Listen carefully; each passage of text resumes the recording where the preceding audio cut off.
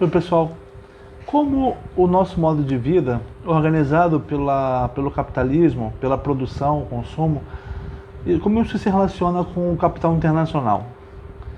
Vendo o caso da China, que teve um crescimento espantoso no começo do ano 2010, esse crescimento se deveu a um grande investimento estatal no país, em infraestrutura urbana.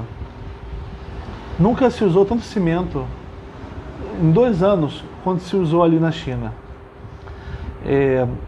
E ela fez isso para recuperar um desemprego grande que ela sofreu, de milhões de empregos, sofreu por causa da crise de 2007, 2008 nos Estados Unidos. Que a China fornecia para os Estados Unidos, houve a crise de 2007, 2008, ligado a papéis imobiliários, né, papéis de empréstimos imobiliários que não foram pagos pelos emprestadores, e a especulação toda gerou uma crise. Então a China parou de exportar para os Estados Unidos, perdeu muitos empregos. Para recuperar então esses investimentos urbanos que a China fez em si mesma, se endividando junto aos bancos dela mesma. Só que a China tem dinheiro guardado para arcar com esses empréstimos que ela fez, com essa dívida que ela fez. Então ela está tranquila. Só que ela gerou um impacto ambiental muito grande com essas mudanças urbanas que ela fez para criar infraestrutura urbana, principalmente de transportes, né, favorecendo indústrias. Agora, então, se ela investiu assim, o investimento de dinheiro fixa o capital. Parte do capital deixa de ser móvel e passa a ser fixo.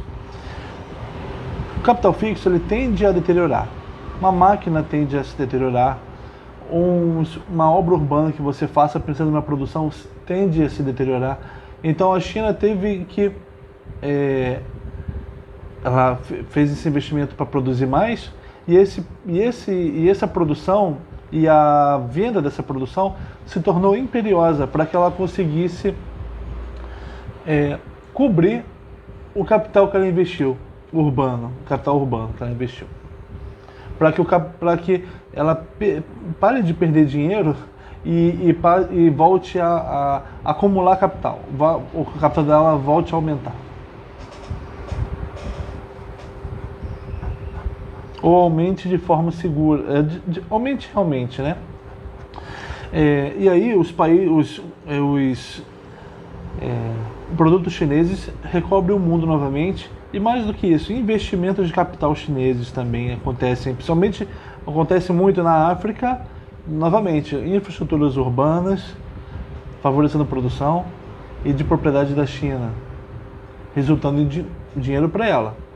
E também uma obra aqui na América do Sul, ligando o Chile ao Brasil, também favorecendo os transportes, uma obra chinesa.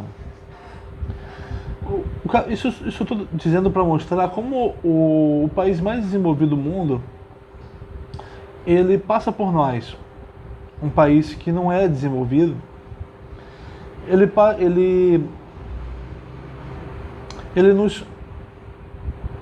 nos obriga a oferecermos nosso espaço para ele, abrirmos nosso espaço para ele.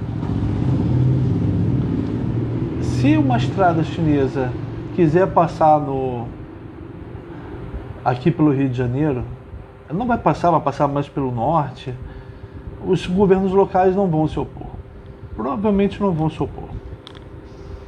Porque eles vão ver que aquilo ali vai favorecer um certo desenvolvimento da cidade deles. Vai gerar emprego, obviamente.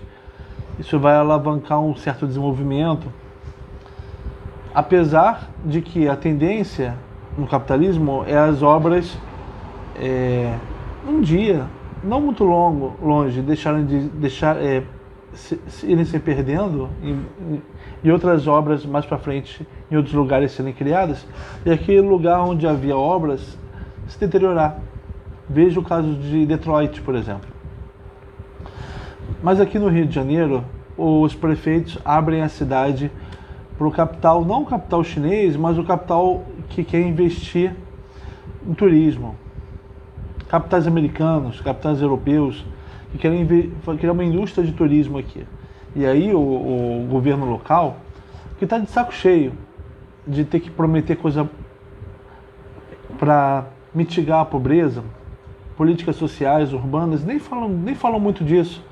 Eduardo Paes, o Crivella, nem falam muito disso, de geração de emprego, de políticas urbanas, de transporte e também políticas públicas de educação e saúde. Eles nem falam muito disso. Eles falam mais em emprego gerado a partir da indústria do turismo, do lazer, do esporte, dos grandes eventos, da música, do teatro, tudo ligado a esse certo investimento de capital estrangeiro estrangeiro, entendeu? Acaba que nossa cidade e nosso país, que não tem mais emprego, porque não tem mais indústria, não tem mais educação também, porque uma coisa puxa a outra. Só tem desemprego, informalidade, portanto, e trabalho autônomo.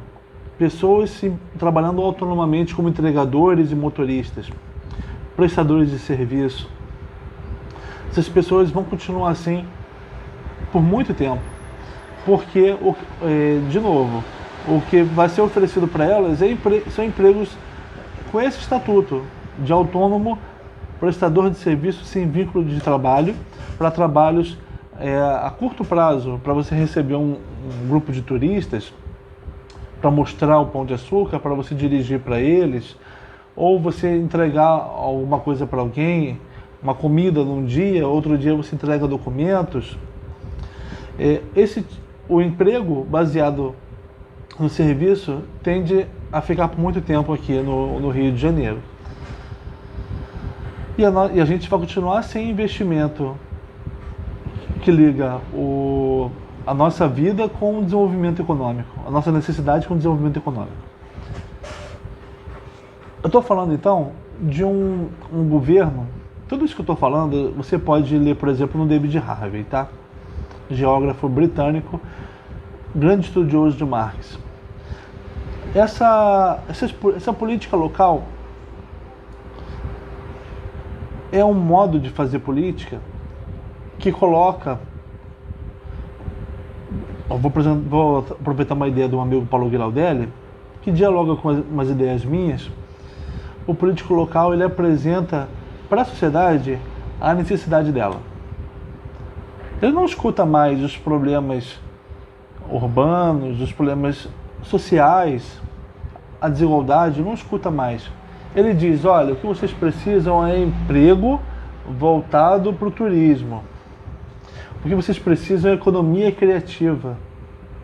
Eles falam coisas que as pessoas não conhecem. Eles vêm dizendo, olha, o que vocês precisam é disso. E as pessoas, o cara sabe muito, ele sabe exatamente o que eu preciso, né? E aí votam nele, porque acham que esse cara conhece você melhor do que você.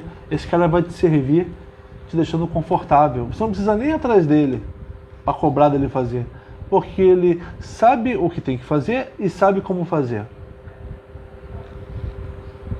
Não é assim que se faz política. Não é assim que nós nos politizamos. A política não é você ir atrás do político.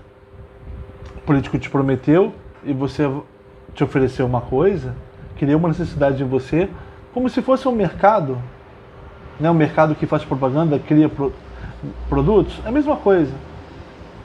Não é assim que a gente se politiza.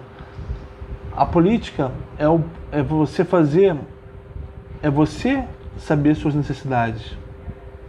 É você estudar, ver o que você precisa, conversando com as pessoas, e assim, e você também se comunicar com as pessoas, aproveitando, por exemplo, a internet, os jornais, e assim você fazer o político vir até você. O político vai ter que funcionar como aquele que escuta você e implementa. Não como aquele que apresenta uma coisa para você. É um político aquele que apresenta você. Você se apresenta ele escuta você e ele vai levar essa apresentação adiante.